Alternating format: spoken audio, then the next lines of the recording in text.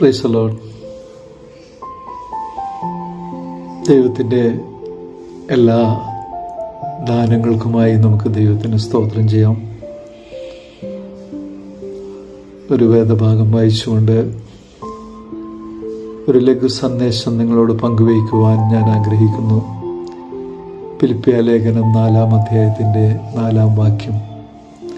കർത്താവിൽ എപ്പോഴും സന്തോഷിപ്പിൻ സന്തോഷിപ്പിൻ എന്ന് ഞാൻ നിങ്ങളോട് പറയുന്നു. പൗലോസ് അപ്പോസ്തലൻ കാരാഗ്രഹത്തിൽ കിടന്നുകൊണ്ട് ദൈവജനത്തിന് എഴുതിയ വാക്കുകളാണ് നാം വായിച്ചത്. ദൈവമക്കള് എപ്പോഴും സന്തോഷമുള്ളവരായിരിക്കണമെന്നാണ് ദൈവം ആഗ്രഹിക്കുന്നത്. പഴയ തലമുറയിലെ ദൈവമക്കളുടെയൊക്കെ മുഖത്ത് നോക്കിയാൽ എന്തോ ഒരു സന്തോഷമായിരുന്നു, എന്തൊരു പ്രത്യാശയായിരുന്നു.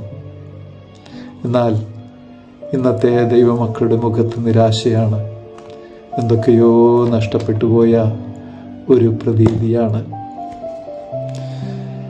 ജീവിതമെന്ന് പറയുന്നത് ദുഃഖങ്ങളും ദുരിതങ്ങളും കൊണ്ട് നിറഞ്ഞതാണ്. നമ്മൾ ശരീരത്തിൽ വസിക്കുമ്പോൾ നമുക്ക് കഷ്ടങ്ങളുണ്ട്.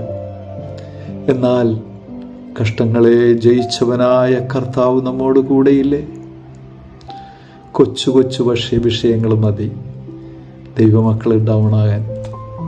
തൊട്ടാവാടി ചെടി പോലെയാണ് ചില ദൈവമക്കൾ.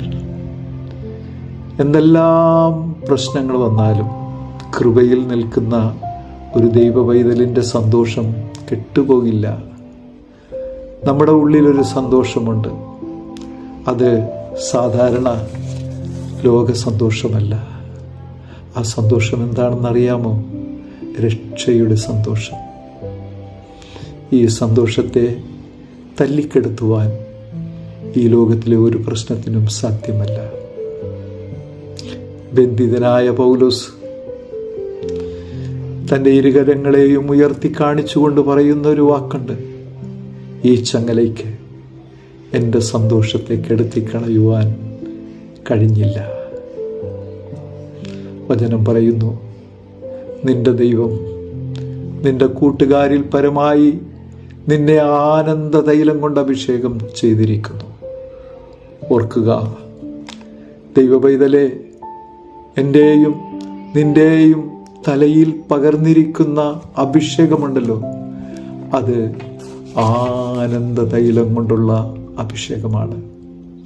നമ്മുടെ നിരാശകളെയും ദുഃഖങ്ങളെയും എല്ലാം തുടച്ചു മാറ്റി നമ്മുടെ ഉള്ളിൽ സന്തോഷവും പ്രത്യാശയും പകരുന്ന ഒരു അഭിഷേകമാണ്. ദുഃഖത്തിൻ്റെ തൈലം കൊണ്ടല്ല, നിരാശയുടെ തൈലം കൊണ്ടല്ല, വെറുപ്പിൻ്റെയും വിദ്വേഷത്തിൻ്റെയും തൈലം കൊണ്ടല്ല, ആനന്ദ തൈലം കൊണ്ട് ദൈവം നിന്നെ അഭിഷേകം ചെയ്തിരിക്കുന്നു. നമുക്ക് പറയാം, ദൈവം എന്നെ ആനന്ദ തൈലം കൊണ്ട് അഭിഷേകം ചെയ്തിരിക്കുന്നു.